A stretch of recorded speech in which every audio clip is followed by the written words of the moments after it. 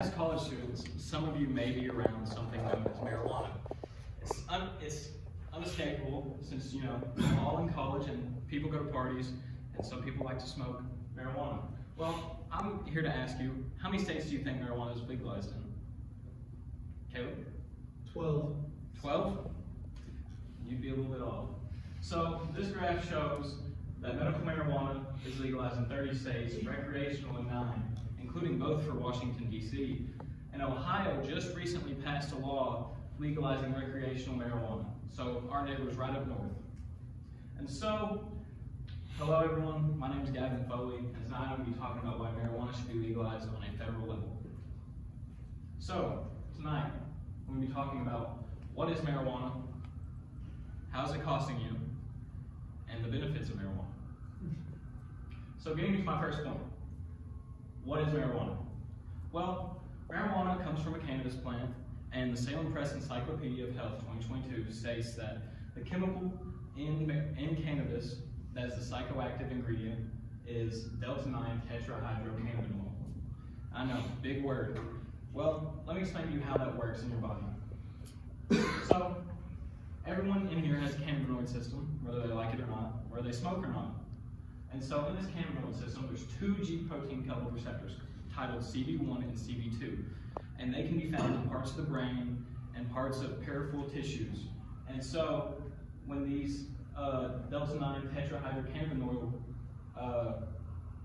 bind to these protein receptors, the DEA drug fact sheet states that it can affect things such as pleasure, memory, thought, and concentration. All right? And now, how many in here like your money? How many likes money? Should be everyone. All right? And so I'm going to talk about how marijuana is costing you, which, if you don't smoke, you're like, how's it costing me? Well, the National Center for Drug Abuse Statistics states that marijuana makes up for 11% of all arrests.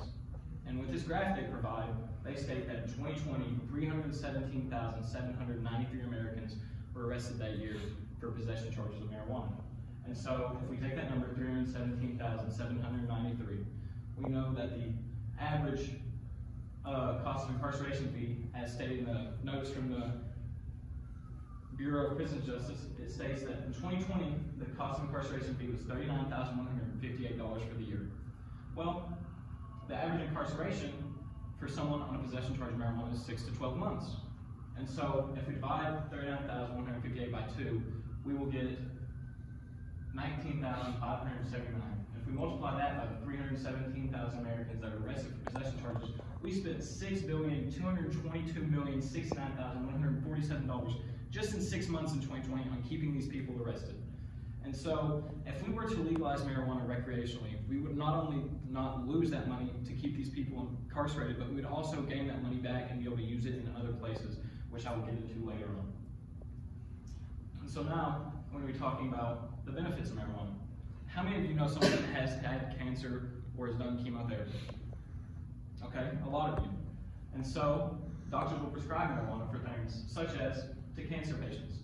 They will prescribe Marinol tablets to these cancer patients that are going through chemotherapy, and these tablets work by easing nausea and making these people be able to eat, so that way they can keep food down and not get super sick. And they will also prescribe it to people with Crohn's disease. Crohn's disease affects your stomach, and sometimes it can become inflamed, so these doctors will prescribe marijuana to people with Crohn's, so that way their stomach inflammation will go down. And taxes paid on marijuana. California taxes. As stated in the California Department of Tax and Fee Administration, there is a 7.25% sales tax and a 15% excise tax on marijuana. And according to the Colorado Department of Revenue, Colorado residents pay 2.9% sales tax and 15% retail sales tax on marijuana purchases. And so, from the Colorado Department of Revenue, they stated that 10% of all these taxes spent, keep in mind, the marijuana business and industry in Colorado is a $2 billion business, okay? 10% of that was put back into education, bettering people's education so that way we can come to college and learn. And so, after going through all this, you may be thinking, what about risks? There has to be risks, right? Well, you'd be right. Heart Association states that daily use of marijuana raises the risk of developing heart failure by about 1/3 compared to that of someone who doesn't smoke marijuana. And so, with that being said, you may be thinking, why would I ever want to legalize marijuana on a federal level if we know it can cause things like this? Well, something else that's legal that everyone has partaken in, for the most part, is alcohol. And alcohol, when drank in excess, according to the National Institute on Alcohol Abuse and Alcoholism, it can cause cardiomyopathy, which is the stretching or drooping of heart muscles. It can cause strokes, as well as high blood pressure. And the National Highway Traffic Safety Administration actually states that 31% of all fatal crashes involve alcohol. And so if we're going to talk about not legalizing marijuana on a federal level because of the risks, then we also need to talk about alcohol and the risks involved in that, and whether or not it should still be legal. And so, to recap, tonight, I went over what is marijuana, how is it costing you, and the benefits of marijuana. And now that your knowledge on marijuana is a little bit higher than before, hopefully you'll see why legalizing it on a federal level is beneficial.